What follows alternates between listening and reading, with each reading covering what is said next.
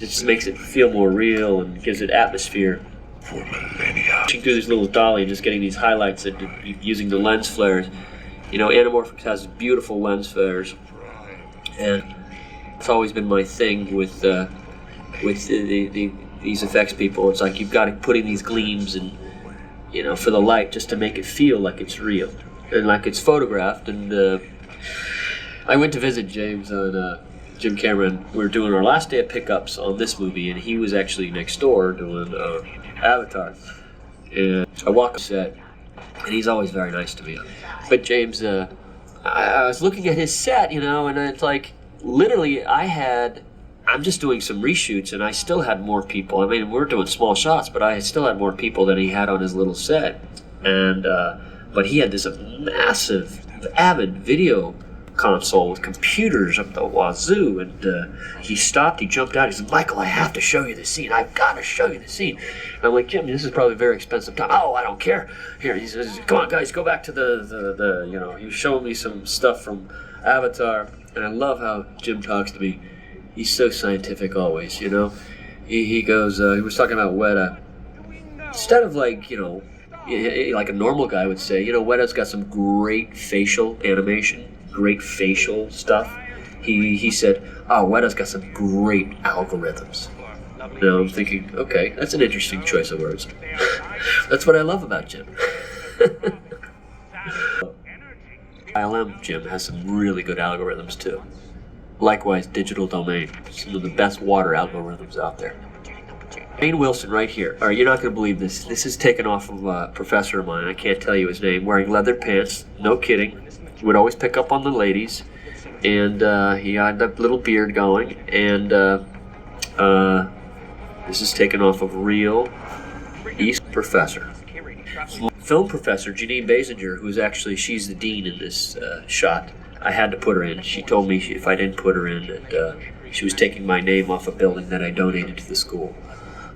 I walked into this set. She goes, "Oh, that must be Joe, whatever." I'm not going to give you his name. But she knew exactly what professor I was talking about.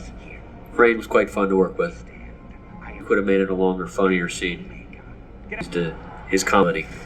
If we were going to be able to use the idea of possibly playing out the relationship between her and her father, who'd gotten out of jail, who she'd referenced in the first movie, but those considerations quickly fell away. Well, it's sort of another example of, like, you know, you start with certain ambitions, like character ambitions. Yeah, she had referenced her dad, and the idea that he was in jail seemed like very fertile territory, and what's that relationship going to be about, and what a great story for Michaela. And then you start to get into the true requirements of the plot, and you realize you have absolutely no room for that kind of thing, which is a bummer because that's the stuff that we like. But it makes you focus on the two of them, you know? Yeah, it makes you take the scenes that you do have between them and do, you know, as much as you can, given the demands of the story and what Michael wants to get out of the scenes. And so, and that's why her being pursued, sort of they're both being followed as kind of heroes of the first movie, and thanks to a piece of the shard that Spielberg made us save, their story is connected.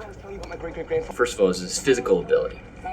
But unlike this, he's willing to just go the distance and just make a fool out of himself. And it's kind of, he's like a throwback when he can play his kind of crazy comedy. He's like a throwback to an old school actor.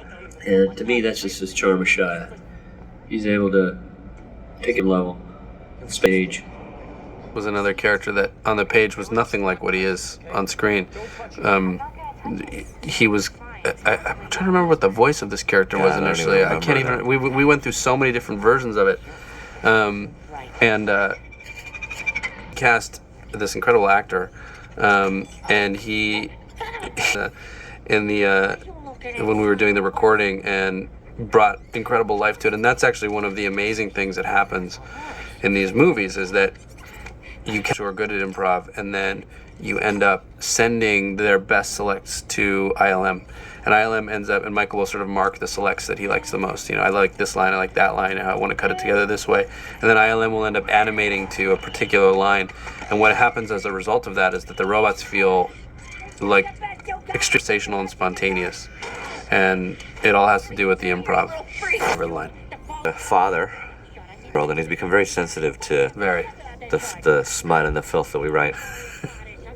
And when I say we, Aaron Kruger is not blameless. Listening. How are you? You should come with us on all these things. And if any Truth and meta film criticism Sorry, interrupted. in that frame. Things that we did a lot.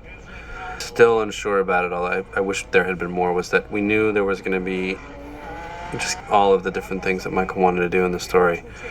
There was not going to be an enormous amount of time. That we were going to have one crucial scene between Sam and Miss.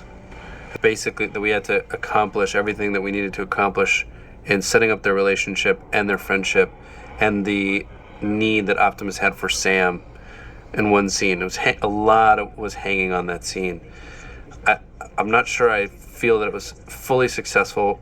Some things about it are good, but at the end of the day, the tricky part was that we knew that one of the reasons to make the movie for us was Optimus's death on Sam's shoulders and his refusal to the call. Doing a refusal to the call story was a big deal for us, because Ride was the idea that he would be carrying the burden and the weight of that mistake, and that would fuel the second half of the movie with a drive to make it right. And that because of his choice, he would have to live with it and he'd have to become a hero. And that felt like really the right idea for a sequel. A real challenge to make our new to the movies, new Australian actress, beautiful, to make her mean like an animal. It was something I think it was more than she expected. So I had to get down on my hands and knees and try to imitate, like I was growling like a mean tiger, of what I wanted her to do. It wasn't really described so much in the script. When you work with young actors or actresses, you got to really get them to be free and not care that they're being watched by crew members and whatnot. They really got to be willing to give their all and not feel embarrassed. So it was something where we went many takes, and I was very patient with her, where I'd give her direction and she'd go, okay, and then we would do the scene, and I'm like, okay, all right, let's cut. Remember how I said I wanted you to do this? She goes, yes. Well, you didn't do that. She goes, no, I did. I said, well, I have playback, so I can show you, like a football game, that you didn't. No, it's first of all, I mean, when you're an actress, and I think she's got a very bright future in front of her, the idea of playing a growling, snarling animal that looks vicious and looks like she can kill you with that tongue and, rip your heart out. It's a tough thing, A lot of times I'll have a little respite time where you try to get in a bit of comedy, and some nice Make-A-Wish kids visiting this day, and I put them in the picture. This is a rig where these bookshelves were made out of balsa wood, and these are books made of light styrofoam with real book covers. And the way we did this effect was we were blowing these gigantic air mortars that are buried into the wall down low, and it's with primer cord, so you pop the air mortar, which is gigantic high-pressured PSI air that blows through holes through these bookshelves as the primer cord snaps them. You might have shot 2 movies at this library. I think you might have shot Crystal Skull, the Chasing Crystal Skull in this library too. At that. Well, then the library. 3 of them kind of get solidified quickly. Kind of all 3 of them for a trio.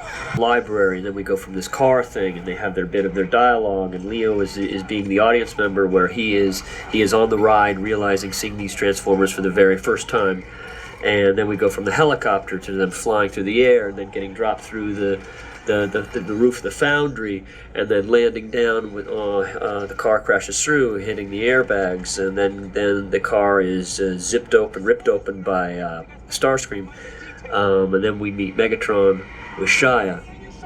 Fun section of the movie where it's just unrelenting for 10 minutes. That device there comes in, John Fraser, my effects guy, built it, where it comes in and at a velocity of PSI that's enough to rip your head off.